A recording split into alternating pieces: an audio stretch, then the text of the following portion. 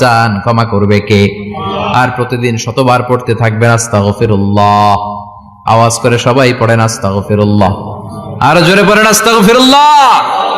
বিশ্বনবী বলেন, মান লাজিমাল ইস্তিগফার জাআলাল্লাহু লাহু মিন কুল্লি দিকিন মাখরাজা। সব সময় ইস্তিগফারের সাথে যে লেগে থাকবে, রব্বুল আলামিন তারে 5টা জিনিস দিবে। কয়টা? কথা কোন, আরো জোরে সবাই বলেন কয়টা? নাম্বার 1, জাআলাল্লাহু লাহু মিন কুল্লি দিকিন মাখরাজা।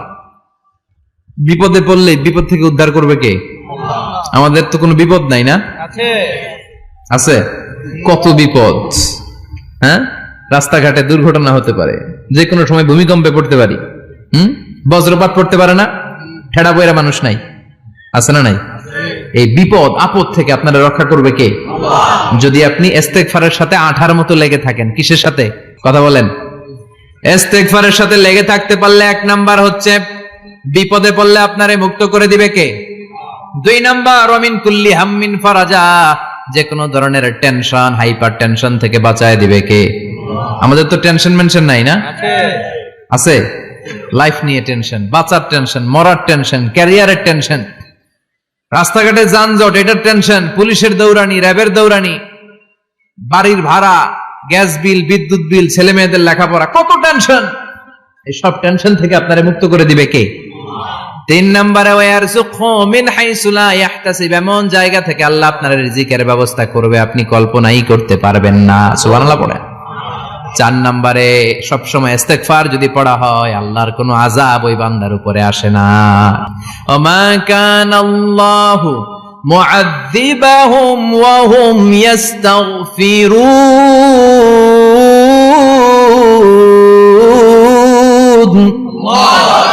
যতক্ষণ আমার বান্দা আমার কাছে ইস্তেগফার পড়তে থাকে, আমার কোনো আযাব বান্দারে পাবে না।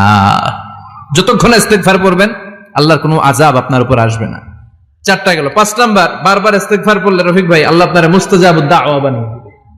দোয়া করা মাত্র কবুল করে নেবে কে? আল্লাহ। মুস্তাজাবুদ দাওয়া বুঝেন তো? মানে যিনি হাত তুলতে দেরি কবুল হতে দেরি হয় না। বারবার ইস্তেগফার পড়ে দেখেন যে আপনার দোয়া কেমনে কবুল হয়। ইমাম আহমদ ইবনে হাম্বলের নাম শুনেছেন? হাম্বলি মাযহাবের প্রতিষ্ঠাতা। হানাফি, শাফিঈ, মালিকি, 4 নাম্বারটা আপনারা বলেন হাম্বলি। এই হাম্বলি মাযহাবের ইমামের নাম আহমদ ইবনে হাম্বল। জগৎ বিখ্যাত মুহাদ্দিস।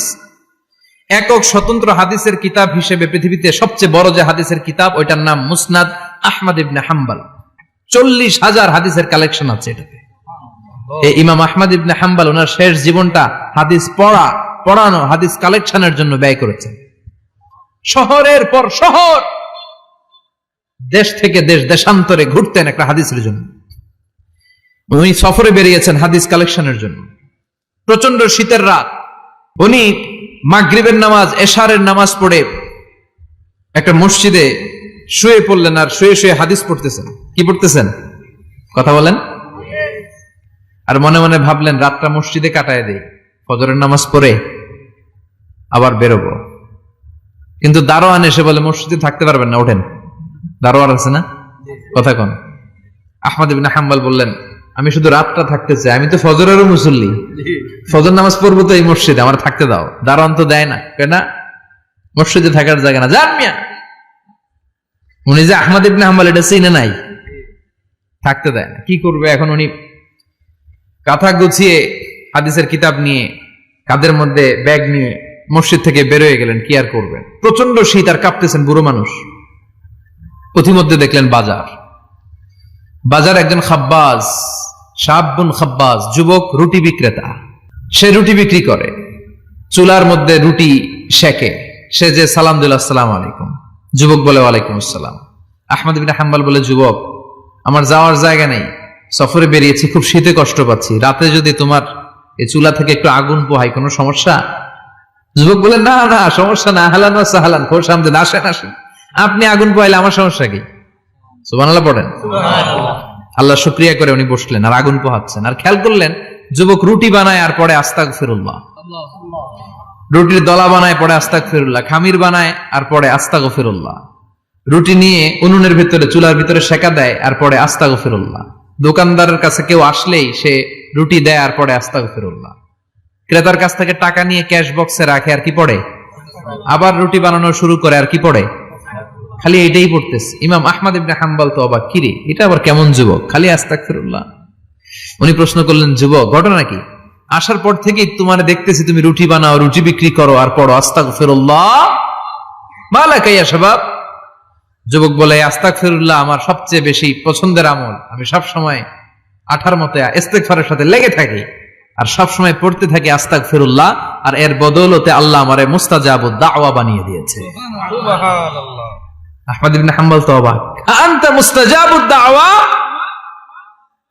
তুমি মুস্তাজাবুদ দাওয়া রুটিওয়ালা? আমি এত বছর হাদিস পড়াই, আমিও তো মুস্তাজাবুদ দাওয়া না, আর তুমি রুটি বেচো বাজারে, তুমি মুস্তাজাবুদ দাওয়া, তুমি দোয়া করলে সব কবুল হয়ে যায়? যুবক বলে, নাম আনা মুস্তাজাবুদ দাওয়া, আমি আমার জীবনে যত দোয়া করেছি কবুল করে নিয়েছে কে? আল্লাহ। সব দোয়া কবুল করে নিয়েছে আল্লাহ, একটা দোয়া ছাড়া। কয়টা? আহমদ ইবনে হাম্বলের কৌতূহল, কিউরিয়াসিটি আরো বেড়ে গেল, কি সব দোয়া কবুল হয়েছে একটা দোয়া ছাড়া? মাযালিকা দোয়া ইয়া শাব, কি সেই দোয়া? যুবক এবার বলতে শুরু করলো, আমার জীবনে যে দোয়াটা আল্লাহ কবুল করে নাই সেটা হচ্ছে, আমি আল্লাহর কাছে অনেক চেয়েছি, অনেক দোয়া করেছে যে আল্লাহ, শুনেছি এই জামানার সবচেয়ে বড় মুহাদ্দিস, তার নাম নাকি ইমাম আহমদ ইবনে হাম্বল। আল্লাহ তোমার কাছে আমার চাওয়া, আমি যেন এই ইমাম আহমদ ইবনে হাম্বলের দেখে মরতে পারি, আমি যেন ইমাম আহমদ ইবনে হাম্বলের হাতে হাত রেখে মুসাফা করতে পারি, আর তার কপালে একটা চুমু এঁকে দিতে পারি। আহমদ ইবনে হাম্বল আবেগপ্রবণ হয়ে গেলেন, চোখের পানি ছেড়ে দিলেন, বললেন, যুবক তোমার এই দোয়াটাও কবুল হয়ে গিয়েছে। আহমদ ইবনে হাম্বলের দেখা আর সাক্ষাৎ পাওয়ার জন্য আহমদ ইবনে হাম্বলের বাড়িতে তোমার যাওয়ার দরকার নাই, আহমদ ইবনে হাম্বল তোমার দরবারে ছুটে এসেছে। আনা আহমদ ইবনে হাম্বল মুহাদ্দিসুদ দাহর, আমি নিজেই আহমদ ইবনে হাম্বল। যুবক চোখের পানি ছেড়ে দেয়, আহমদ ইবনে হাম্বল চোখের পানি ছেড়ে দেয়। যুবক চিৎকার মেরে ইমাম আহমদ ইবনে হাম্বলকে জড়িয়ে ধরে, হাতে হাত রেখে মুসাফা করে, কপালের মধ্যে চুমু খায়, আর আল্লাহর শুকরিয়া করে বলে, ও ইমাম, আসলে এই দোয়াটাও আল্লাহ আজকে কবুল করে নিল। বিশ্বাস হয়? সবসময় ইস্তেগফার পড়লে আপনার দোয়াগুলোর এইভাবে কবুল করে নিবে কে? এই পাঁচটা জিনিস পাবেন সবসময় যদি ইস্তেগফারের সাথে লেগে থাকেন। রাজি আছেন তো?